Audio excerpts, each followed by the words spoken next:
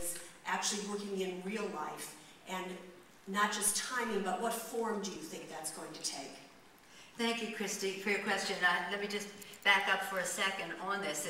2 weeks and 2 days ago, the Secretary of the Treasury, well, I called the Secretary of the Treasury, and I said, our members are concerned about AIG, Lehman Brothers, Merrill Lynch, all these things are going on. It's looking kind of chaotic to us, so these decisions, one going one way, one another, doesn't seem to have an order to it. Can you come, this was Thursday, 2 weeks and 2 days ago, can you come tomorrow morning to meet with the leadership? And I'm going to call Chairman Bernanke to see if he will come as well, because we really need some answers. We're very concerned. The Secretary said to me, Nancy, we can't wait until tomorrow morning. We have to come today. One would think, why didn't you call? But nonetheless, now you tell me. So really, though, it's very serious. So they came that evening to the Capitol, and in that meeting with Secretary of the Treasury Paulson and Chairman of the Fed, Bernanke, they told us they painted a very dismal picture of our economy. So dismal that Chairman Bernanke said, if we do not act, we may not have a U.S. economy on Monday. Now, Chairman Bernanke is the chairman of the Fed. He's also an expert on the Great Depression. So when he paints such a gloomy picture, it's pretty scary for everyone concerned. I don't think any of the leaders, Democrats and Republicans, House and Senate, were prepared for what we heard, because there had been no preview to it. That just everything had been going okay, we're getting all these positive reports from them, and then all of a sudden this. So the events were moving very quickly, and they asked for this ability, this authority to go forward. So to your point, Christy, they said they would send a bill shortly. We didn't know amount of money or anything like that. So by Saturday, they sent the legislation, and that's when we first saw $700 billion. Stunning figure, staggering.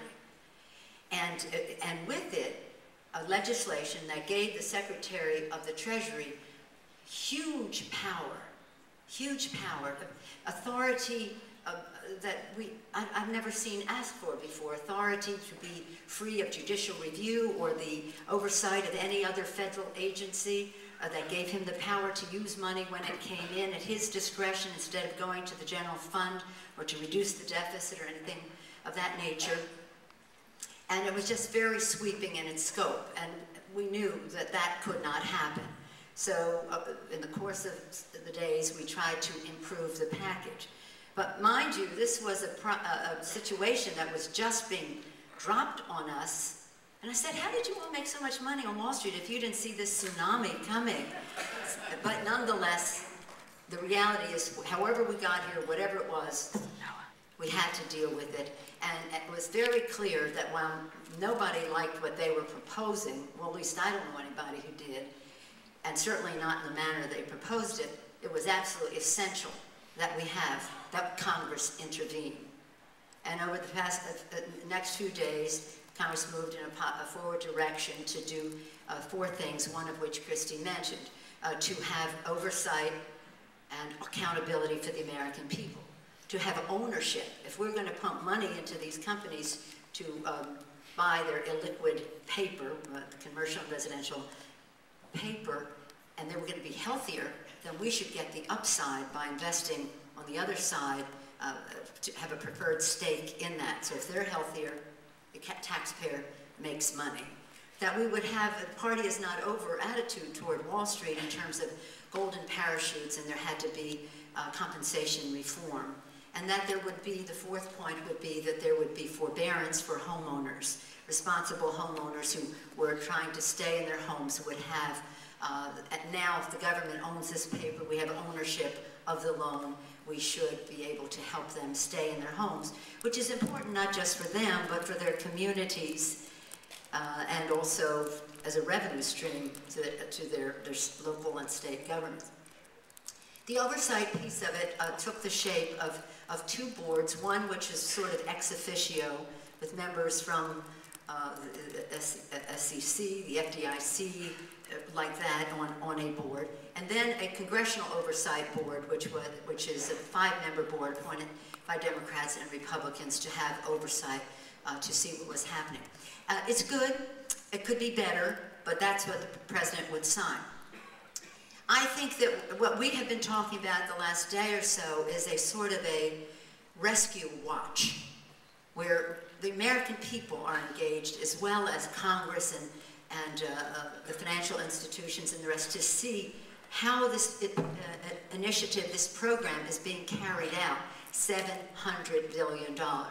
And one check on it is that it's going to be in installments. First installment be several $100 billion, and then we want to see how that is working, and then go with the next. And they'll probably get the next money, but they have to know that from now on, the bright light of scrutiny is on them, that transparency is the order of the day, and it's all over for this secrets of the temple mentality, that they are the only ones who need to know, and the rest of us can just pick up the bill when they decide that it's time for a rescue. I'd rather call it a rescue than a bailout, because I'm optimistic that if all goes well, that we can have the taxpayer.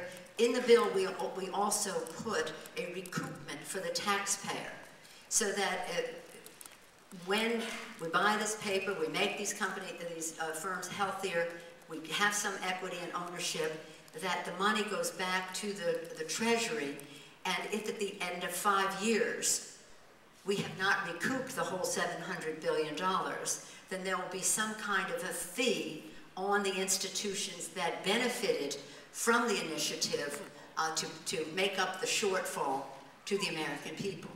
I'm optimistic that we might be able to even make money on it, but that all depends on the economy and the cycles. And if you ask me, I'll tell you what I think we can do to make sure that our economy grows, so that we do have a big revenue stream coming in that will make all of our financial institutions healthier. Because we had to intervene because of the fragility of the financial institutions, because the instability in our markets, the impact that had on our economy, and the fact that while this looks like a bailout for Wall Street, it is really also a rescue for Main Street. Because like it or not, or understand it or not, the connection is a direct one in terms of credit, in terms of jobs, in terms of savings, in terms of retirement and pensions and the rest. Every person in America, some way or another, is directly or indirectly affected by what happened, where people, where the risks were privatized. There was no risk for a lot of these people. I mean, the gain was privatized. When money was coming in, they were just larding up. But when the risk came in, that went to the taxpayer. Privatize the gain, nationalize the risk, the party is over. Yes, well, whoever's smarter.